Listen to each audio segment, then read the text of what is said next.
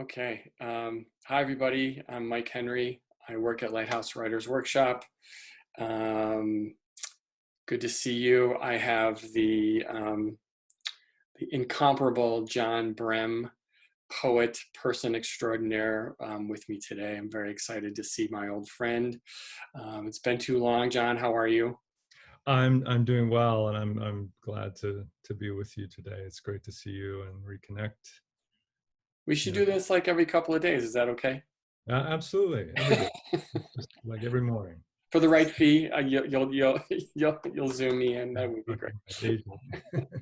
I would love that. Um, so, how are you? I'm doing well.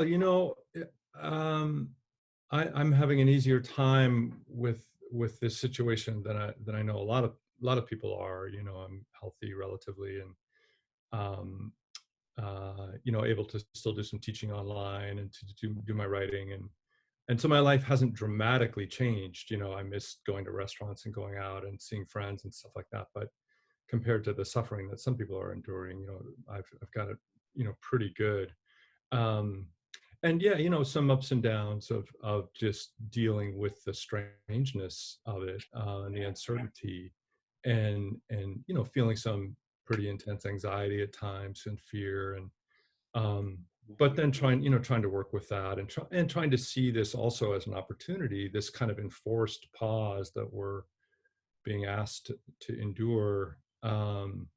Seeing that as an opportunity to make some changes, to shift, to practice a kind of spiritual pausing, um, to sort of prepare for re-entering the world in maybe a different way once things get cranked up again.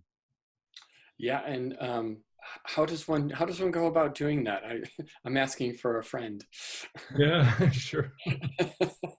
Well, I mean, for me, it means sort of deepening my meditation practice, and um, just trying to consciously work with the stuff that comes up. So my wife and I, Alice and I, are really committed to, like, when we have even little bits of friction, of really looking at what's there, really consciously saying, okay, what's happening here, and really kind of unpacking it instead of just sort of gliding over it.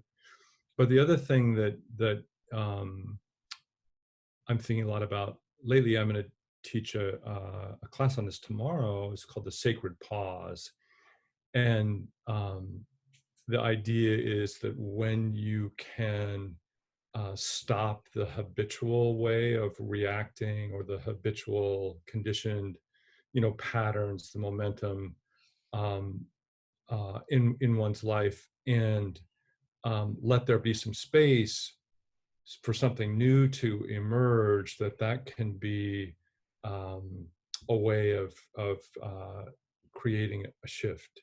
So there's this big collective pause going on, and then it's possible to practice pausing, and that can be just taking 20 seconds or 30 seconds, taking a few deep, slow breaths, and just tuning into the present moment, and letting go of any goal oriented activity or thoughts about goal oriented activity, and just kind of sensing, feeling your body, sensing the, whatever sensations are present, and just sort of being with it, instead of trying to manage our anxiety by doing something. And I think Right. I'm feeling that. I think a lot of people are feeling that, like, oh, I have all this time now, I should be getting more done.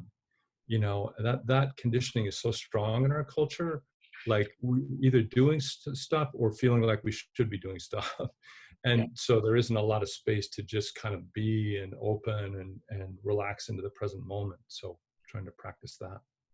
It's interesting because I think, a lot of people talk about this lately, that, with this pause, it's sort of like, why am I not productive? Why am I not becoming a better person? Which is just some of, I guess, as you were saying, of course, the cliched hamster wheel came to mind, Yeah. where in order to not think about anything and not really be present, is to just jump on that hamster wheel and just start running for your life in many ways, which think helps with the anxiety, but it actually probably produces more anxiety in the end.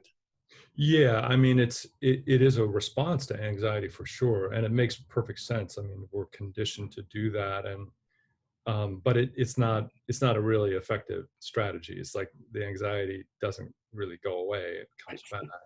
Yeah. Um, and so, finding a different way to work with that is challenging, but also really helpful. Yeah. I'm curious. Yeah. Do you find your mindfulness practices very similar to the act of writing poetry, or different? And if they're different, how are they different? Yeah, that's a great question. I've been thinking more lately about my practice, and I don't use prompts. I'm like one of the few people writing. I mean, I just feel like everybody kind of uses prompts pretty often, and I never do that. So I just wait. So I sit with my notebook or my computer with a blank screen and a blank page, and I just wait. And I'm trying to more and more wait with a kind of a deep patience, and not get caught in like, well, wow, why is nothing happening? Why is nothing occurring to me? And to make the waiting itself part of the practice of writing, and to just kind of relax into that empty space and just see if something comes. And Mhm. if it doesn't, if I can just be there in that space, in that kind of sort of empty waiting, without grasping onto something or really hoping something happens, that feels really satisfying. It's not quite as satisfying as writing a poem, but it's close. Yeah. So in that way, that's a kind of mindfulness practice of that, being in that space and not sort of grasping or pushing away. So that's been happening more for me, and I've been enjoying that more, just the waiting. Uh-huh. Yeah. And that feels productive in itself. That's really interesting. Yeah, and then when stuff comes, it feels like, oh, it's coming from this genuine place. I didn't go looking for it. It just arose. And so that feels a little different than using prompts probably feels, but yeah, just the waiting can be really satisfying. What if you wait and then everything that comes to you is not very good? That never happened for That's me. I what, don't have that problem. that's my worry. What if nothing good comes to you? Yeah. Well, that's often the case.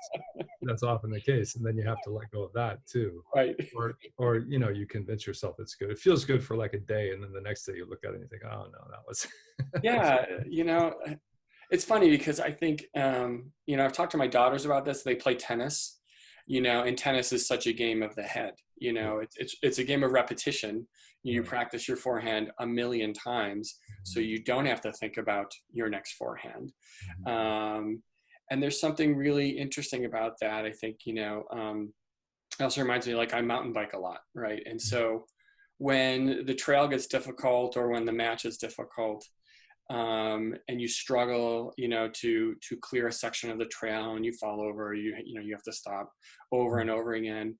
And then there's those moments when, you don't really care, or you're not thinking about it, and you clear this really difficult section. And it always occurs to me, it's sort of like, that was so easy, Mhm. and it's almost as if, like, the more you think about it, the harder it is. Yeah. It's one of those bizarre things.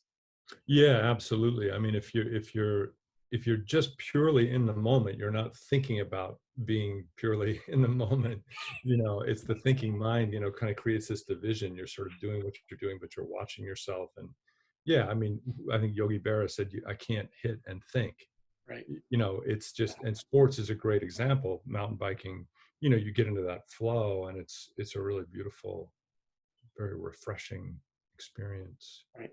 And I Yeah. think all writers have that experience too, when they're not necessarily thinking about the writing itself, or the sentences, or the sounds of the words, or the desk in front of them, or how their chair feels against their back. Right. Yeah. They're in that. I mean, they're totally in that moment, and that those are beautiful, sublime times.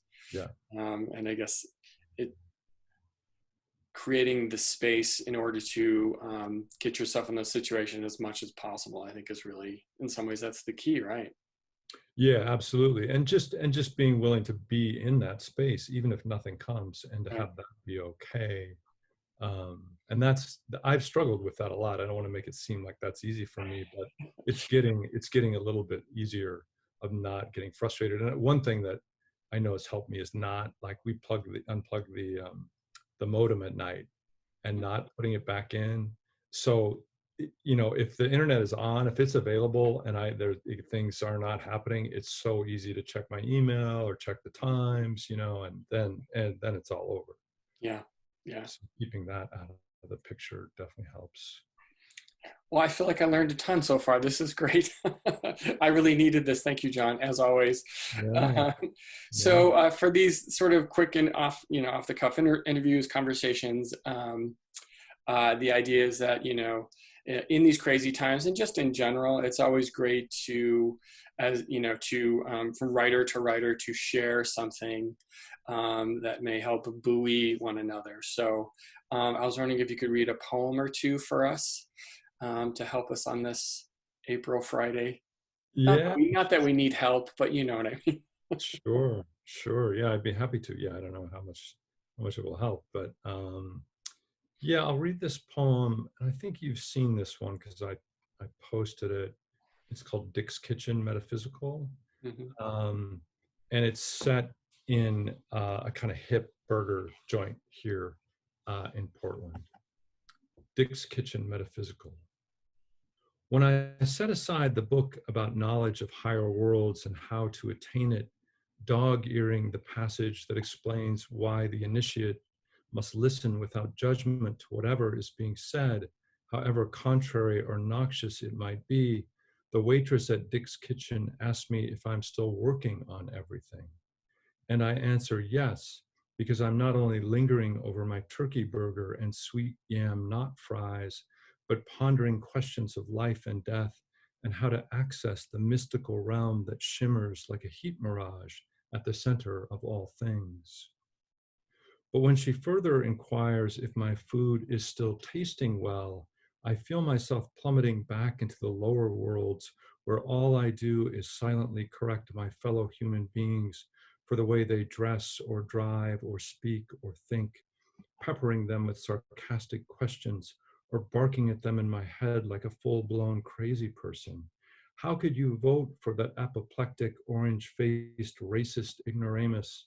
Or, oh, for the love of Christ, yes, you can turn right on red. That's been a rule for about 40 years. I guess they forgot to tell you. But then I remember the section on patience, forbearance, and non anger, which I had been tempted to skip, that says every symptom of impatience produces a paralyzing effect on the higher faculties. And suddenly I see them, my higher faculties, frozen like statues in attitudes of agony and strife, like Rodin's prisoners or Michelangelo's slaves, wisdom languishing in chains, compassion with downcast eyes, kindness struggling to rise from the stone. That is gorgeous. I love that. It's so good. Um, Thank you. you have this way. I want you to read another poem, but I just feel like I need to say something. You have this way of the poem always breaks open, often from these mundane moments, and often it's a line of dialogue that will do that. Yeah. Right. So are you still working on everything? I love that, and then it opens up, and then um, any poem that uses the word ignoramus, I'm just a big fan. I had you at ignoramus. I just love that. It's Yeah. it's lighthearted and tender in its own way. Yeah. Yeah, and for me, it's often a little burst of anger, and often something I uh, think I might say but don't say, or something I edit out. I would never say any of those things to somebody, but in the poem you can say it, Right, right, while indicating that you did not say it, in real life, and so you kind of get right. away. Yeah, The speaker said it. yeah, right, exactly. I don't know who that speaker is. It just wandered Right. into the poem. Yeah. Yeah, yeah, yeah. I think the poem encapsulates a lot of the things that we've been talking about so far, Yeah. right? Yeah, that's a beautiful About, poem. yeah. That's a relatively new one, Yeah, for me, yeah, it's a couple of years ago. and it's Yeah, going to be in the new book. it is in the new book. Yes, yes. Can you tell us about the new book? Tell you about the new book. Yeah, here it is. No Day at the Beach. Um, and yeah, it's I published my last book in 2012. Um, so it's kind of everything I've written that's any good in the 8 years between that book and this one. And it's a little bit different from my other books in that it does have kind of a narrative arc, and I talked about this in my reading and you were at, but it begins in sort of loneliness and looking back and thinking things were better back then, and then it kind of moves towards this sense of contentment and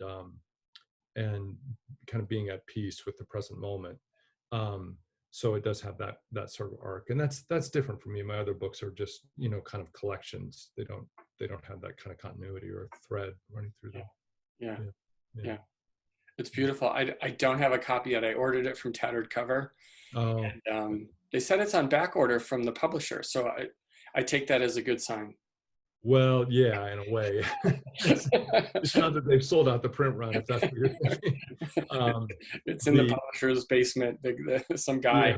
Yeah, they had to shut down the distribution center because of the. Oh, So it's darn. up now, but things are backlogged, and so Yeah. yeah, not the best time to publish a book, but Wow. Yeah. I love the cover though. It looks so cool. Can you show it again? yeah, No Day at the Beach. yeah, this poor turtle on its back. Yeah, the designer just came up with that, and at first I didn't like it, but now I love it. It's great. It's great. Yeah. And that poem, of course, is awesome. The No Day at the Beach poem. That's one of my all-time favorites. Mm. Yeah. Would you like to read one more? Yeah, sure. Do you want me to read that one?